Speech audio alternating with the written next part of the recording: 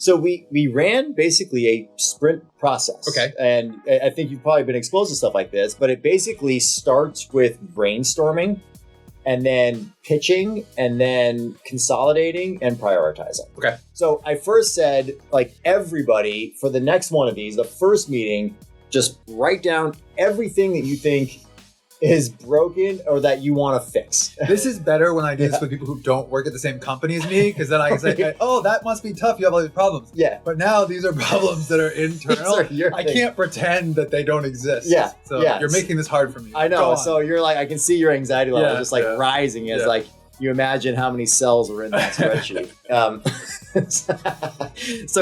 So we wrote them all down. I was like, all right. And then I was like, all right, what's the idea? Like, what's the problem this is going to solve? And then what do you want to do about it? So you couldn't just point at problems. You only could say a problem if you had like some notion of what the solution looked like. And then you put your name on it. And then the next meeting was awesome. It was basically Shark Tank. And we got a stopwatch out. And I was like, everybody who submitted an idea has 2 minutes to pitch the group on the merits of your idea. That's amazing. It was awesome. It was actually really fun. Like, people were laughing, like having a good time and like, getting into character. And there's a lot of folks in that room who were like aren't salespeople. And it was nice to see them put it on, you know? So they go in and they pitch their idea. It's like, this is the problem. This is where I'm seeing it. And people had all these different perspectives on it because like solutions consultants, for example, also overlay on our sales team. And they do a little sooner than the value consultant does. But they had a certain perspective on it. And then marketing, which like isn't in the deals, but certainly has a perspective on what goes on in sales execution, brought different things to the table. So a lot of stuff came out that I hadn't been thinking of or wasn't prioritizing and gave us a lot to think about. So everybody pitched it so that we just, with the goal basically of making sure everybody understood this proposal, this thing on this problem we want to fix. They knew about it. They knew what it was. They knew what it meant. They knew what we were talking about such that they could vote on it. And we did that asynchronously. We broke apart. We gave it a few days. People were able to vote on 5 things. And there was a list of maybe 20. Okay.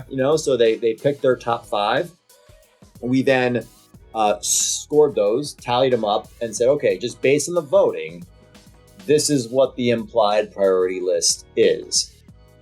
Let's not just run off that. Let's sanity check it and just say, as a group, does this sound right?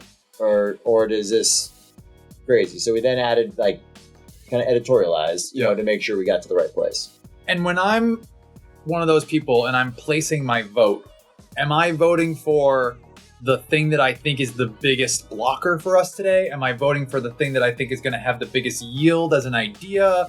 Like, help me understand how to prioritize or place my vote. Yeah, so it was framed around behavior change. Okay. Right? So it's like, which of these things can your team not do now that if they could do, they would have a materially better chance of hitting the numbers? Got it. That was it. Like, what do you think is going to help you win the most?